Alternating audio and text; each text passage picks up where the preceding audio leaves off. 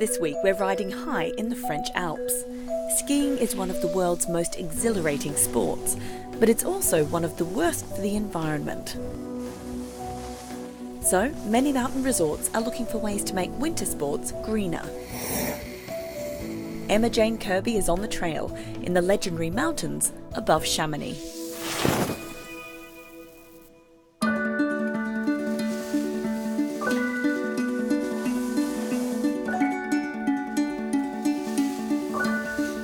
It's been a popular leisure activity here since the early 1900s. These days, skiing is a mega industry. Some 80 million tourists visit the Alps every year, generating about 50 billion euros for the local economy.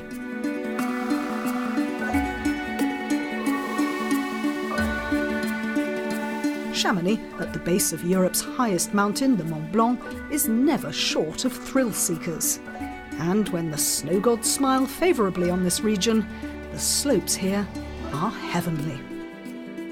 I love skiing, but I have to admit it's not the greenest of sports.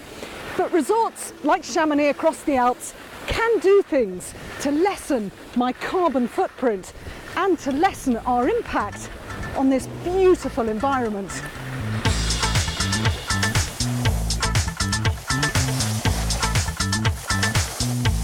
And Chamonix is really serious about turning its prized white slopes green.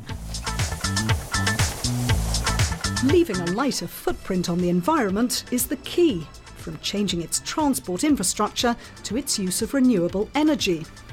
Its reward?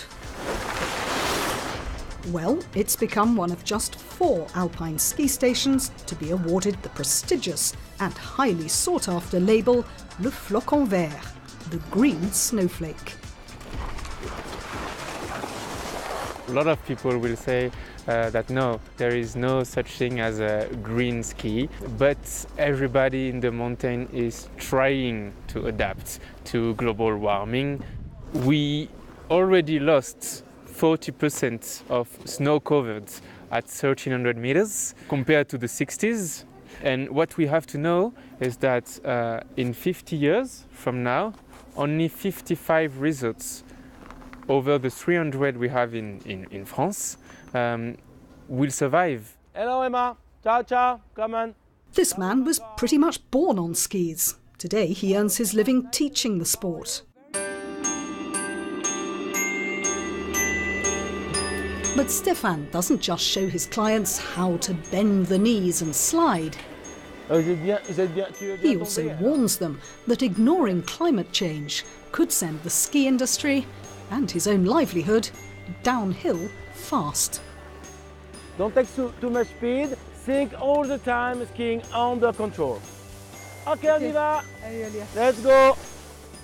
So he's created an eco-friendly ski school. For every pole his clients plant on the mountain, he plants a tree in the Peruvian Amazon.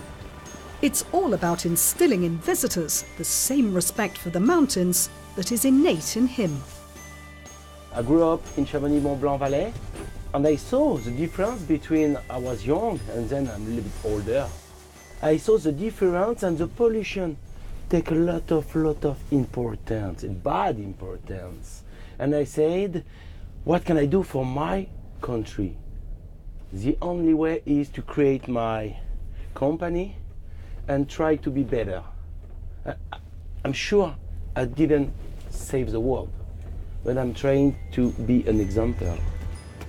And to the eco-minded skier, anything that even partly offsets a guilty conscience is a bonus.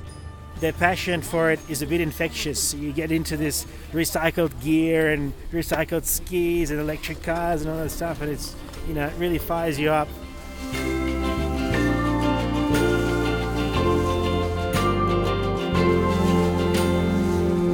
So the glacier here at Argentière in Chamonix might be melting, but the water isn't wasted. It's all captured in big tunnels and it's pumped back up again in the mountain to use in the snow cannons. And we have been given exclusive access to those tunnels, which are 6 kilometres long.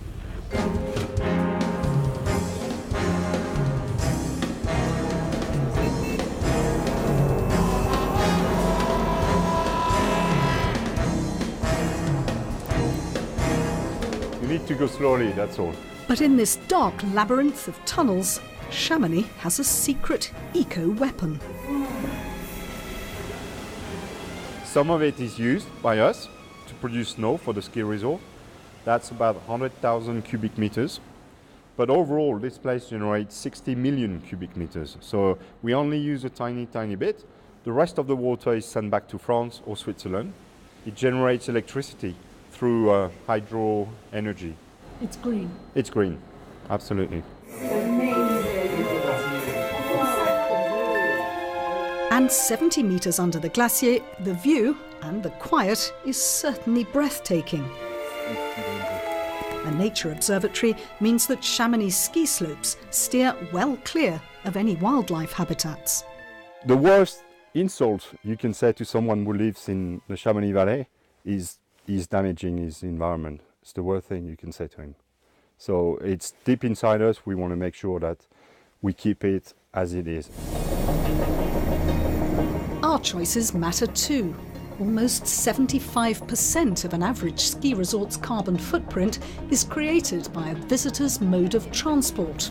That's because most of us take a budget airline and then perhaps hire a car. But Chamonix is determined to keep that mountain air pure.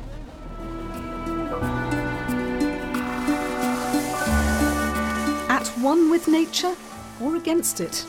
The speed of climate change means resorts like Chamonix are being forced to find a harmonising rhythm to counter it. And with the industry trying to clean up its act, it leaves us free to ski with a clearer and a greener conscience.